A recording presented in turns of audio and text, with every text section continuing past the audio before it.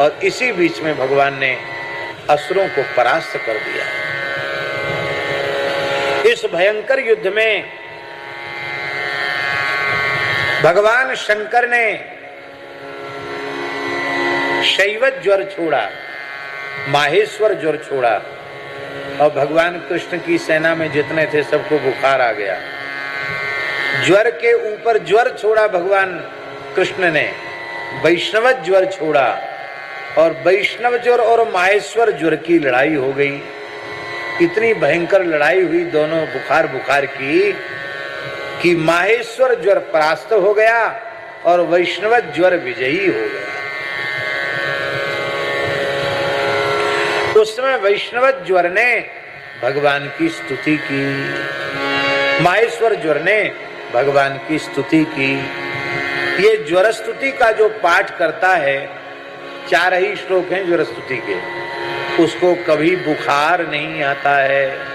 यदि नित्य पाठ कर ले तो जीवन में कभी बुखार नहीं आएगा, और इनको सिद्ध कर ले और किसी को इनसे झाड़ा लगा दे तो तत्काल चाहे जैसा बुखार हो उतर जाएगा। हमारे यहाँ सब चीजों की दवा है। ज्वर उवाच, बुखार बोल रहा है, ज्वर उवाच, क्या कहा माहेश्वर ज्वर ने, नमामि त्वानंत शक्तिं परेशम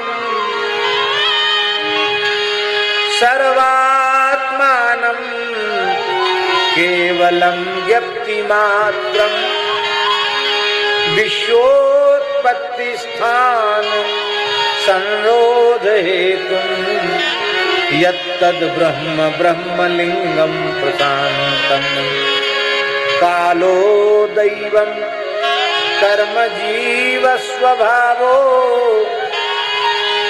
द्रव्यं क्षेत्रं प्राण आत्मा विकारः तत्संघातो बीजरोह प्रवाह त्वन्मायैषा तन्निषेधं प्रपद्ये। नाना भावैर् लीलयैवोपपन्नैर् देवान् साधून् लोकसेतून् बिभर्षि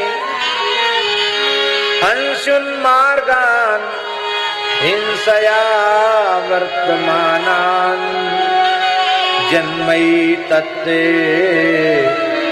भारहाराय भूमे तप्तोऽहं ते तेजसा दुस्सहेन शान्तो क्रीणात्युल्बणेन ज्वरेण तावत्तापो देहिनां तेङ्घ्रिमूलं नो शेवेरन् यावदाशा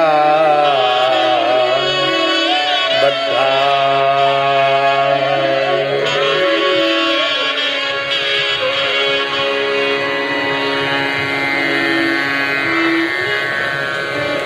इन 4 श्लोकों को सुनकर के भगवान प्रसन्न हो गए और भगवान ने कहा कि हे त्रिशिरा, 3 सिर वाले ज्वर, माहेश्वर ज्वर, हम प्रसन्न हैं तुम्हारी स्तुति से। जो हमारे तुम्हारे संवाद का स्मरण करेगा तुमसे उसे कोई भय नहीं रहेगा, उसे ज्वर का भय नहीं होगा। ये भगवान ने उसे आशीर्वाद दिया। देखो कैसे कैसे स्तोत्र हैं, यहाँ 4 श्लोकों से ज्वर का भी शमन हो जाए। पर हमारे यहाँ सब कुछ हम उसका प्रयोग नहीं करते। हमारे वृंदावन में गौड़ीय संप्रदाय के एक सिद्ध संत थे, उनका नाम था बाबा श्री प्यारी मोहन दास जी। आयुर्वेद के ऐसे ज्ञाता थे मानो लगता था साक्षात धन्वंतरी हो। रोगी ने यदि अपनी व्याधि बता दी तो इतने नाराज हो जाते उसको दवाई देते ही नहीं।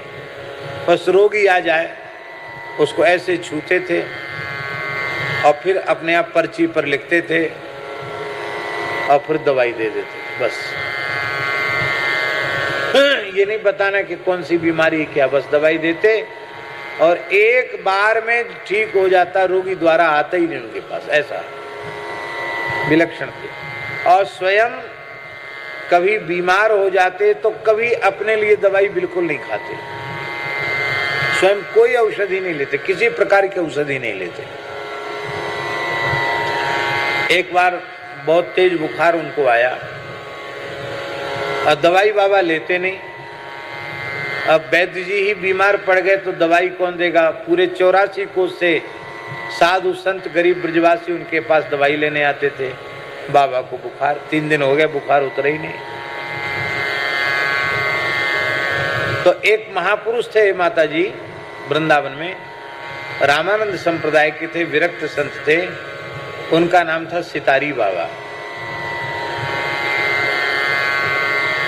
सितार बजाते थे वो, राग रागनी सिद्ध थी उनको।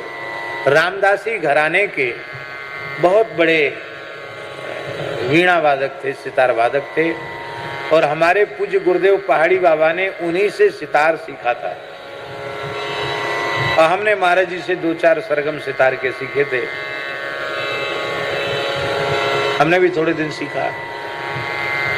महाराज जी इतना बढ़िया पखावज बजाते थे हमारे गुरुदेव पहाड़ी बाबा महाराज। उस अंग्रेजी जमाने में कोई बहुत बड़ा कलाकार आता था ध्रुपद धमार गाने के लिए साहिब जी मंदिर में, तो पखावज के लिए महाराज जी को बुलाया जाता था। तबला बहुत अच्छा बजाते थे, पखावज बहुत अच्छा बजाते थे, वीणा तो क्या कहना, वीणा तो उनका मुख्य ही था। सारे वाद्य बजाते थे महाराज जी। और एक बात सुन के तो आपको बहुत हंसी आएगी, वो रेडियो रखते थे, उसमें 2 चीज सुनते थे, या समाचार या शास्त्रीय संगीत।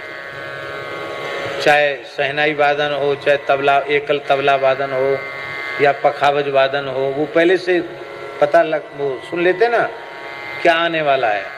तो ए बच्चा ध्यान रखना, आज संतूर वादन आएगा, आज अमुक वादन आएगा, तो सुनते थे पूरा।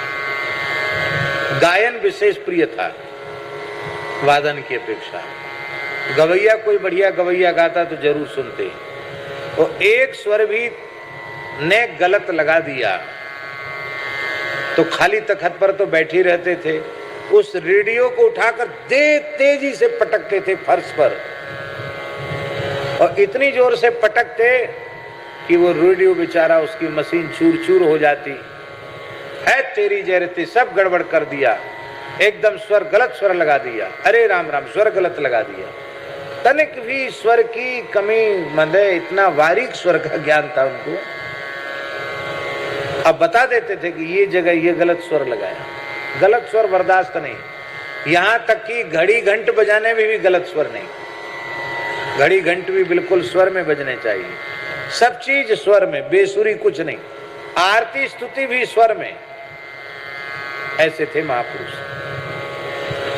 बाद में कहते, वो सोचते कि हमने कलाकार को ही उठा के पटक दिया। अब वो कलाकार थोड़ी, वो तो रेडियो गिर जाता बेचारा, रेडियो का काम तमाम हो जाता। फिर कहते गौर ये तो फूट गया, अब क्या होगा? तो महाराज दूसरा आ जाएगा, तुरंत दूसरा रेडियो आ जाता। न जाने कितने रेडियो तोड़े महाराज जी। तो हम चर्चा कर रहे थे सितारी बाबा की। वो महापुरुष ऐसे थे माता जी, उन्होंने कहा कि कोई नहीं उतारेगा बाबा प्यारी मोहनदास जी का बुखार। 3 दिन से बुखार नहीं उतरा, मैं उतारूंगा। कैसे उतारेंगे? वो बाबा तो दवाई खाते नहीं, बोले संगीत वीणा बजाकर इनका बुखार उतारूंगा। और पता नहीं भगवान जाने क्या, महाराज जी कहते थे जेला की गत, जेला की गत उन्होंने बजाई और बजाते ही उनका बुखार उतर गया। गत बजाई, गत पूरी हुई, आलाप जोड़ झाला जो कुछ होता पूरा लिया और कहते उनका बुखार उतर गया। उठ के बैठ गए, गत बजाते बजाते बुखार उतर गया। कहने का आशय है हमारे यहाँ संगीत की चिकित्सा भी, संगीत के माध्यम से भी चिकित्सा थी और मंत्रात्मक चिकित्सा भी थी, औषधि वाली चिकित्सा भी थी। और आशीर्वाद वाली चिकित्सा तो सिद्धों के अनेक चरित्र आपने सुने होंगे। आशीर्वाद वाली चिकित्सा तो आशीर्वाद वाली चिकित्सा होती है। भगवान के समर्थ भक्त जो चाहें सो कर सकते हैं।